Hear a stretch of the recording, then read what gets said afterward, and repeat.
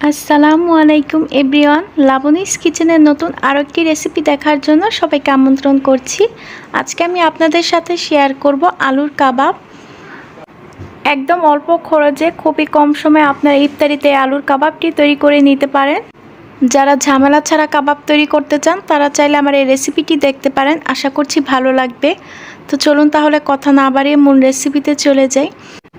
এখানে আমি 2টি আলু আর 2টি ডিম সিদ্ধ করে নিয়েছি।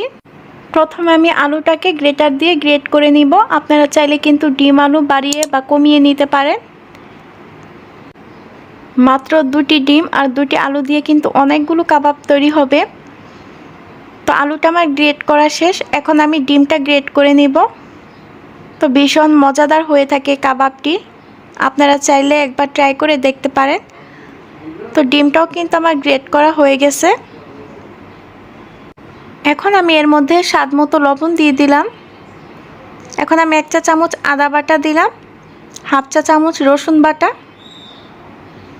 1/2 চা চামচ গরম মশলার গুঁড়া, 1/2 চা চামচ ভাজার জিরার গুঁড়া, 1/2 চা চামচ গোলমরিচের গুঁড়া। তো গোলমরিচের গুঁড়া আপনারা চাইলে কিন্তু বাদও দিতে পারেন। তো 1 চা চামচ লাল মরিচের গুঁড়া। এখন দিয়ে দিচ্ছি সিদ্ধ করা মুরগির বুকের মাংস, এটাকে আমি ঝুরি করে নিয়েছি, আপনারা চাইলে এটা স্কিপ করতে পারেন। এখন দিয়ে দিলাম পেঁয়াজ কুচি 1 কাপ। এখন দিয়ে দিলাম 6টি কাঁচামরিচ আমি কুচি করে নিয়েছি, আপনারা চাইলে কিন্তু ঝালের পরিমাণটা আরেকটু বাড়িয়ে দিতে পারেন। এখন দিয়ে দিচ্ছি পেঁয়াজ বেরেস্তা। এখন দিয়ে দিচ্ছি ধনিয়া পাতা কুচি। এখন সবগুলো উপকরণ ভালোভাবে হাত দিয়ে মেখে নিব।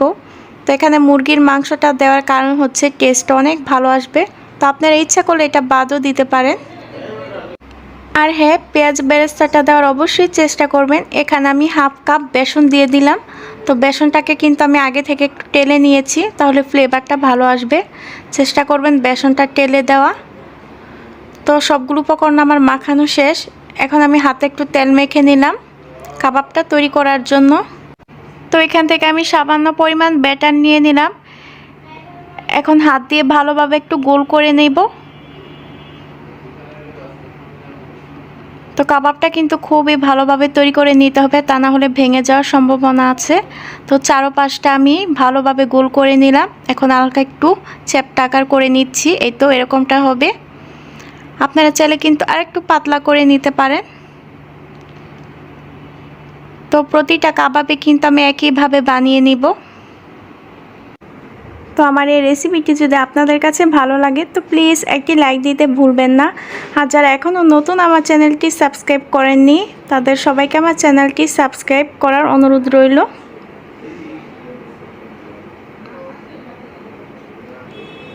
এই তো কাবাবগুলো কিন্তু আমার মোটামুটি বানানো হয়ে গেছে। তো আমার কিন্তু অনেকগুলো কাবাব হয়েছে, তো এক প্লেটে কিন্তু জায়গা হয়নি। পরবর্তীতে আমি আরেকটা প্লেটে কাবাবগুলো তৈরি করে নিয়েছি।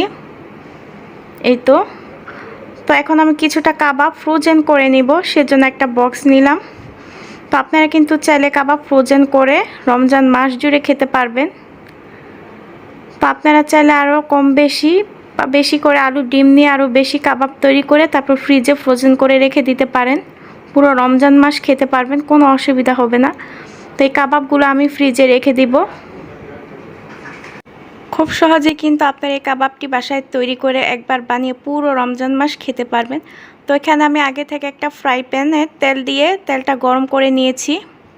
তো গরম হয়ে যাওয়ার পর এখন আমি কাবাবগুলো দিয়ে দিলাম। তো কাবাবগুলো কিন্তু ব্রাউন কালার করে ভেজে নেব, আর চুলার আঁচটা কিন্তু মিডিয়াম আঁচে থাকতে হবে। তো বেশি কমিয়েও দেওয়া যাবে না, আবার বেশি বাড়ানোও যাবে না। তো বাড়িয়ে দিলে দেখা যায় কাবাবটা পুড়ে যাবে, উপরের কালারটা নষ্ট হয়ে যাবে। সবগুলো কাবাব আমি উল্টে পাল্টে ভেজে নিব। তো কিছুক্ষণ পরপর কিন্তু চেক করে দেখতে হবে কাবাবগুলো ভাজা হয়েছে কিনা, কারণ এর থেকে অনেক বাবুল চলে এসেছে।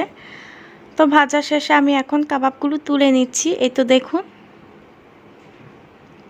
এখন কাবাবগুলো আমি গরম গরম পরিবেশন করে নিচ্ছি। কতটা সুন্দর হয়েছে, আর খেতে কিন্তু অসাধারণ হয়েছে। আমি আপনাদের একটা ভেঙে দেখিয়ে দিচ্ছি ভেতরটা কত জুসি হয়েছে। তো আজকের মতো ভিডিওটি এখানেই শেষ করছি। সবাই ভালো থাকবেন, সুস্থ থাকবেন। আল্লাহ হাফেজ।